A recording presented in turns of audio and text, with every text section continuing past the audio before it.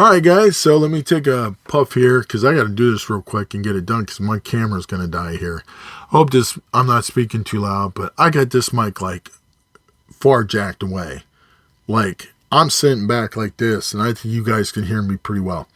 So before my phone dies, here is the deal. Stromer is pulling out of the US.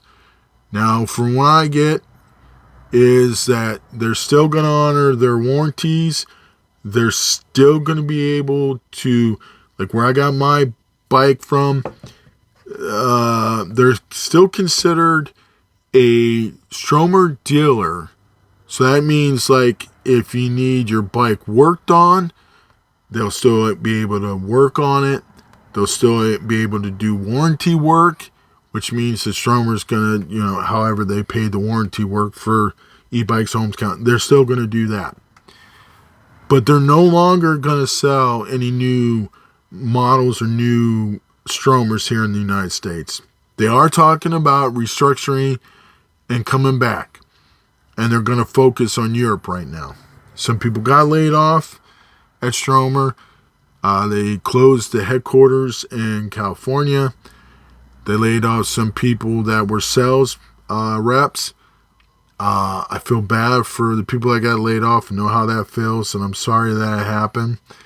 And hopefully either they rehire you if you want to go back, or you guys find some new employment and you find happiness, because yeah, it sucks when you get laid off. And I just think Stromer is such a good company, and hopefully this isn't one of these deals where like, hey, we're going to get cheap, because the bikes that like I got are not cheap. They're not made cheap. They're in great quality, and a lot of things I've read online, the one thing that stuck out is people are buying Stromer parts. Like that tells me that it's not like, hey, forget this brand, I'm going to get rid of it, it ain't worth the deal. They're trying to get the parts, and they're going to probably get them. And so what I think they're doing is getting the parts not because the Stromers are breaking down, but with wear and tear, when they do have a problem, they have the parts available. And so for the most part, it's going to be just like it was any other time, like be a day or two to fix it and you got your bike back. And I think that's great. Or maybe in an hour or so, it's fixed, done, you're out the door. And so I think that's great. I hope that Stromer comes back to the United States. I hope they come to their senses. I know they probably don't want to hear this, and they probably ain't going to hear this because they ain't watching my channel. But even if you do, I will look at the models you are selling, and if it's the ST1 it's selling, keep them in stock. Don't make it overflow, but keep them in stock to the U.S. dealerships you got. If it's the ST3 chain and ST3 Pinium that sold really well, keep them in stock. If the ST5 Pinium didn't sell well and the ST7 Pinium didn't sell well in the United States, then just say, hey, you got one already. If someone buys it, great. And we'll see how long it took for that bike to sell, and we'll replenish it. Other than that, I'd say keep the bikes that you're selling good for you and do that. And hopefully they come back, because, I love my Stromers. I love my ST1. I love my ST3 chain driven. And I love my ST3 Pinium. And I'm not getting rid of them. I'm not training them. I'm not worried. I do have questions. I feel bad for the people that got laid off. But another idea I would say with Stromer is, maybe you want to sell to the military personnel over in Europe. Maybe get a hold of AFES and see if you can do your lease program there. And you might get some dependents and GIs and airmen and people from the Air Force, Navy, and Marines that'll actually buy these bikes and bring them back and actually fall in love with your bikes.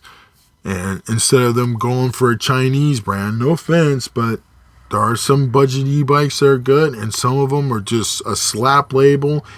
And I don't think it's going to hurt it's going to hurt the Chinese brands at all, these tariffs. I don't. I think what they'll do is like, okay, well, you can sell the bike for $1,500. We'll just make the bike cheaper.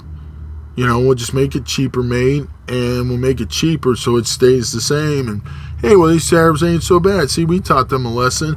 The only ones you're going to hurt is the European guys. And so that's all I got to say. And not trying to get political, but maybe that's what's going on. Maybe they're scared that, they're worrying about who's going to be elected, and maybe they're just scared of the tariffs. It might not be any of that. So I'm not here for political pun. I'm just telling you the facts I know. I wouldn't worry about your bike not getting service. And I will say this one more last time. That's why you should go to a good bicycle shop anytime.